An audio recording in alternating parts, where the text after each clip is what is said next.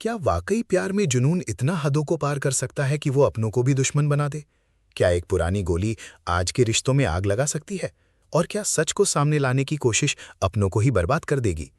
ये इश्क जुनूनी के ताज़ा एपिसोड ने कई चौंकाने वाले सवाल खड़े कर दिए हैं, जिसने कहानी को एक बिल्कुल ही अप्रत्याशित मोड़ पर ला खड़ा किया है। चलिए इस वाक्य दर वाक्य गहराई में उतरते हैं। इश्क जुनूनी। 3-4 दिन बाद जाते तो हम भी साथ में चलते। ये वाक्य सीधे तौर पर एक बिछड़ने की कसक और अधूरेपन को दर्शाता है।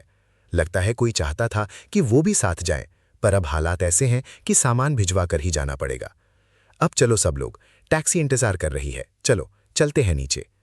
ये संवाद सफर की शुरुआत का संकेत देता है, एक तयशुदा इरादे के साथ।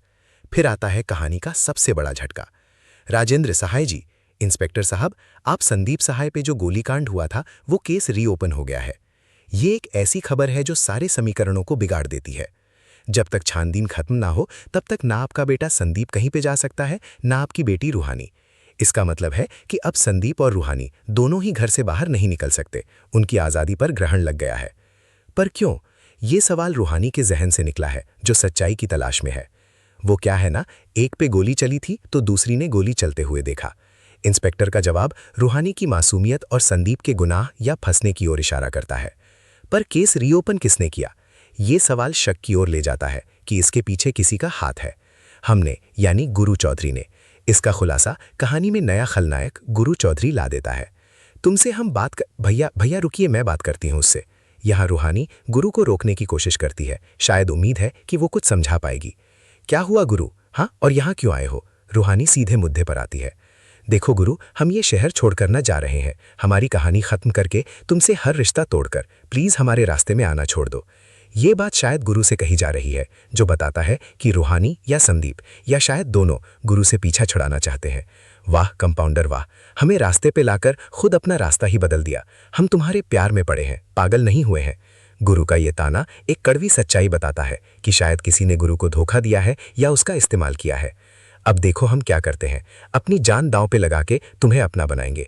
पर ये सब ना हम इश्क में नहीं करेंगे, अपने जुनून में करेंगे। इश्क जुनूनी। गुरु का ये ऐलान उसके बदले की आग और हद से गुजर जाने वाले जुनून को दिखाता है। अब छोड़ मेरी बहन, बोले हम तुमने चुनौती दे ही दी है। यहाँ गुरु संदीप को सीधा चैलेंज दे रहा है। तो एक बात हमारी भी सुन लो गुरु चौधरी, डरते तो हम तुमसे हैं नहीं, और इस बार तुम्हारा बाप नागेश्वर चौधरी भी तुम्हें बचा नहीं पाएगा। यहाँ नागेश्वर चौधरी का जिक्र आता है, जो गुरु के पिता है, और लगता है वो गुरु को बचाने की ताकत रखते हैं, पर अब वो नाकाम होंगे। संदीप भैया चलिए भेज। अरे साले साहब, हमारे बाप तुम्हारे रिश्तेदार हैं, अब तो अपनी बहन के ससुर का नाम सम्मान से लो। तमीज ना सिखाई का हमारी सासू माँ ने। ससुर जी। ये संवाद एक पारिवारिक झगड़े को निखाता है, जहां शायद गुरु संदीप के ससुर को बेइज्जत कर रहा है। ए बबन सिकंदर, टीडीटी साहब की ट्रेन की चैन खिंच चुकी है, उनका सामान अंदर रखो।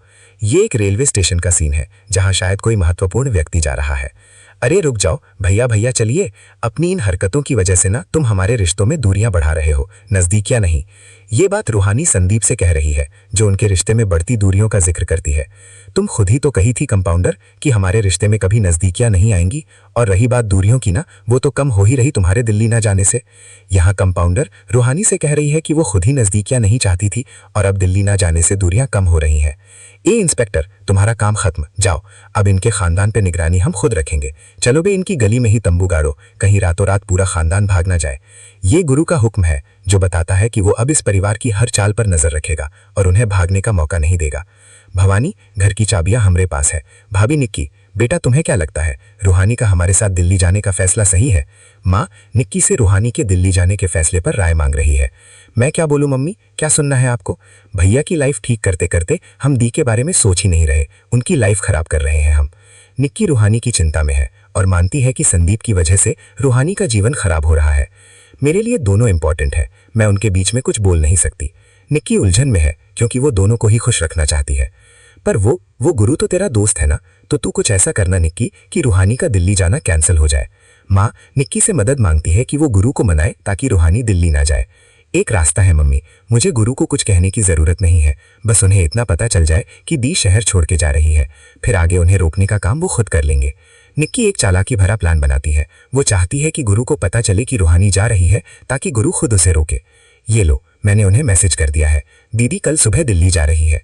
निक्की ने गुरु को मैसेज कर दिया है। ये प्लान का पहला कदम है। बस ये बात पापा को मत बताना मम्मा। निक्की माँ से पापा को ये बात न बताने की गुजारिश करती है। शायद वो नहीं चाहती कि पिता को पता चले। देख रही है निक्की इस आदमी को, खुद गुनाहगार होने के बाद भी केस रीओपन कर दिया इसने। माँ निक्की से संदीप की तरफ इशारा करती है, जो गुनाहगार होते हुए भी केस रीओपन करवा रहा है। तैयार हो जा निक्की, ये केस बहुत लंबा चलने वाला है। माँ निक्की को आने वाली मुश्किलों के लिए तैयार करती है। पहले मेरी बहन अकेले लड़ रही थी इस गुंडे से, लेकिन अब मैं भी उसका साथ दूंगा। साथ मिलकर सबक सिखाएंगे हम इस गुंडे, कहती हैं बुआ इसे, गुरु गुंडा। इस गुरु गुंडा को चल। निक्की अब रूहानी का साथ देने का फैसला करती है और गुरु को गुरु गुंडा कहकर उसे सबक सिखाने की कसम खाती है। जानते हैं जीजा जी, गुरु ने खुद ठंडे पड़े मामले में चिंगारी सुलझाई है। अब पहले जैसी बात आसान नहीं रही। कोई जीजा जी से कह रहा है कि गुरु ने पुराने मामले को फिर से खोल दिया है और अब सब कुछ पहले जैसा आसान नहीं रहेगा। जीजी की अम्मा, पुलिस और प्रशासन में नए लोग आ गए हैं। पहले की तरह अब बात दबाना आसान नहीं है।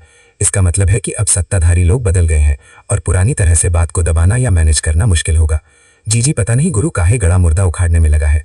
कोई जीजी से कह रहा है कि वो समझ नहीं पा रहा कि गुरु क्यों पुरानी बातों को खोद रहा है। पानी पीजिए मामा जी। कोई मामा जी को पानी पीने को कहता है। शायद वो परेशान है। केस हमारा खुला है और बेचैनी आपको हो रही है, कहीं वो गड़ा मुर्दा आप ही का हो। ये वाक्य सीधे तौर पर उस व्यक्ति को संबोधित है जो बेचैन है और शक जताया जा रहा है कि हो सकता है कि वही असली गुनहगार हो। हे भगवान, गुरु बाबू, नाम लीजिए भगवान का। कोई गुरु बाबू को भगवान का नाम लेने को कह रहा है। शायद वो गुस्से में या परेशान लग रहा है। अरे मुंह से भगवान का नाम लीजिए। वही बात दोहराई जा रही है। देखिए जीजी की अम्मा कैसे अपना मुंह से गुरु बाबू ऐसा शगुन का बाप निकाल रहे हैं। ये एक मुहावरेदार वाक्य है जिसका अर्थ है कि जीजी की अम्मा गुरु को लेकर कुछ अशुभ या परेशान करने वाली बात कह रही हैं। मुरारी जी, कुछ नहीं होगा आपको। का मामी, अपनी 7 मांगों से भरोसा उठ गया का। ये वाक्य थोड़ा भ्रमित करने वाला है, पर लगता है कि मुरारी जी को कुछ कहा जा रहा है और शायद उनकी मामी से उनका भरोसा उठ गया है। केस हमारा, जुर्म हमारा, अब सजा मिलेगी तो वो भी तो हमें ही मिलेगी ना। ये वाक्य स्वीकार करता है कि केस खुला है, जुर्म भी उनका है और सजा भी उन्हें ही मिलेगी। पर क्यों?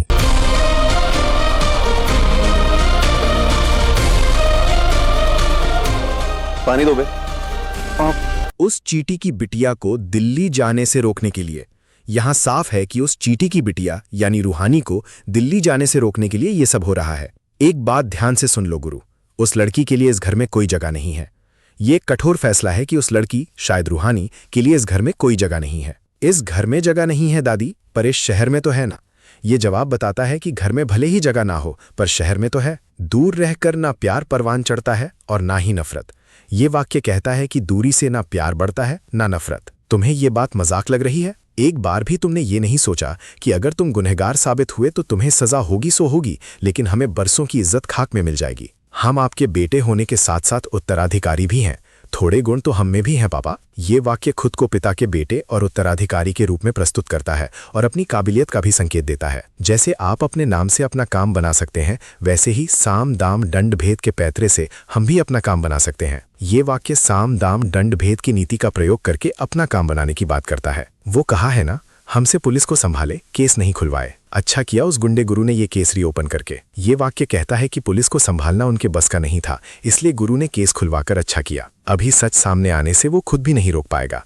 इसका मतलब है कि सच सामने आने के बाद कोई भी उसे रोक नहीं पाएगा। गुरु का सच हमारी सोच से काफी अलग है भैया। उसे हमेशा से लगता है उसकी पिस्तौल से जो गोली चली थी वो आपको नहीं लगी। जो गोली आपको लगी है वो किसी और ने चलाई। ये एक बड़ा खुलासा है कि गुरु को लगता है कि गोली किसी और ने चलाई थी, ना कि उसने। ये सब उसे फंसाने की साजिश की। ये वाक्य कहता है कि ये सब गुरु को फंसाने की एक साजिश थी। अच्छा, तो ऐसा वो गुरु गुंडा को लगता है खाली, कि तुमको भी लगता है? यहाँ संदीप गुरु को गुरु गुंडा कहता है और सवाल करता है कि क्या ये सिर्फ गुरु का सोचना है या संदीप का भी? अरे जैसी संगत वैसी रंगत, कहते हैं ना कि जैसा खाया अन्न वैसा ही होगा मन। ये कहावतें बताती हैं कि जैसा माहौल होता है वैसा ही इंसान बन जाता है। जैसा पिए पानी वैसा ही बोलोगी पानी। ये भी कहावत है जिसका मतलब है कि जैसा अनुभव होता है वैसा ही व्यवहार होता है। अरे हो गया ना तुम्हारा भी दिमाग खराब। कोई दूसरे व्यक्ति के दिमाग खराब होने की बात कह रहा है, बात करती हो। सोचा था चुपचाप बिना किसी तमाशे के इस घर से चले जाएंगे। यहाँ कोई शांति से घर से चले जाना चाहता था, लेकिन नहीं। उस गुरु चौधरी ने हमारे पैरों में बेड़ियां बांधी। गुरु चौधरी ने उसके रास्ते में रुकावटें खड़ी कर दी। लेकिन अच्छा, अब मैं उन बेड़ियों को उसके हाथ की हथकड़ी बना के छोड़ूंगा। अब वो गुरु को सबक सिखाएगा। ये लड़ाई उसने शुरू की है, लेकिन खत्म। आप फिर आपको जो करना है आप कीजिए। मेरा ना सरदर्द हो रहा है। कोई सरदर्द की शिकायत कर रहा है। मैं जाकर रेस्ट करती हूँ। देख रही हैं प्रतिमा जी, एक अपराधी का साथ दे रही हैं आपकी बेटी। उसे कुछ कह दो तो शायद बुरा भी लगने लगा है। प्रतिमा जी से कहा जा रहा है कि उनकी बेटी एक अपराधी का साथ दे रही है और अगर कुछ कहा तो बुरा मान जाएगी। मुझे चुप हो जाओ। नहीं निक्की, सारी गलती मेरी है। नहीं मानो सुनकी। नहीं दी, आप ऐसा क्यों बोल रहे हो? आपकी कोई गलती नहीं है। गलती है निक्की। ये सब जो भी हो रहा है ना, सब मेरी वजह से हो रहा है। रूहानी मानती है कि गलती उसकी है। गुरु मुझे रोकना चाहता है, इसलिए उसने ये केस रीओपन किया। पता नहीं मेरे सारे फैसले लेने से पहले उसे कैसे पता चल जाता है। दी, वो गुरु को मैंने मैसेज करके बताया था, मम्मी के कहने पे। निक्की खुलासा करती है कि उसने गुरु को मैसेज किया था माँ के कहने पर, मम्मी के कहने पे। माँ ने कहा था पानी दो बे, पानी तो खत्म हो गया। कहे थे तंबू काट लो, घर है। पर नहीं, हमारी बात सुननी किसको है? अब मुंह कहाँ देख रहे हो हमारा? जाओ ठंडी बोतल लेके आओ हमारे लिए। कहाँ बे? मेरा रब तू, मेरा सब तू, तुझको पुकारूं मैं हर दफा। मन्नत का धागा तू है, मुझ में ज्यादा तू, होना है तुझ पे ही फना है।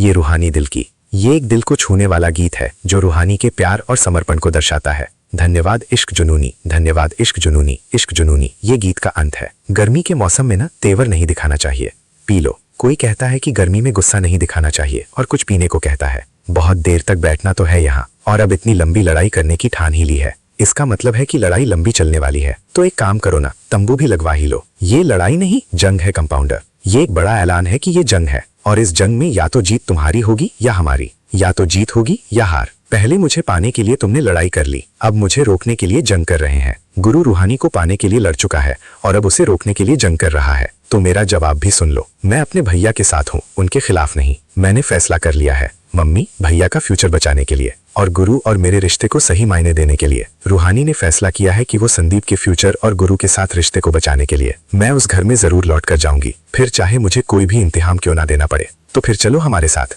इश्क जुनूनी रात 9 बजे दंगल टीवी पर। ये शो का प्रोमो है। निष्कर्ष, ये एपिसोड रिश्तों की उलझन, धोखे, जुनून और बदले की आग से भरा है। गुरु चौधरी के आने से कहानी में एक नया आयाम जुड़ गया है, जहां रूहानी और संदीप की जिंदगी एक नए और खतरनाक मोड़ पर आ गई है। क्या गुरु का सच सामने आएगा? क्या रूहानी संदीप के लिए अपने भविष्य से समझौता करेगी? और क्या निक्की की चालाकी गुरु को रोकने में कामयाब होगी? इन सब सवालों के जवाब आने वाले एपिसोड में ही मिलेंगे।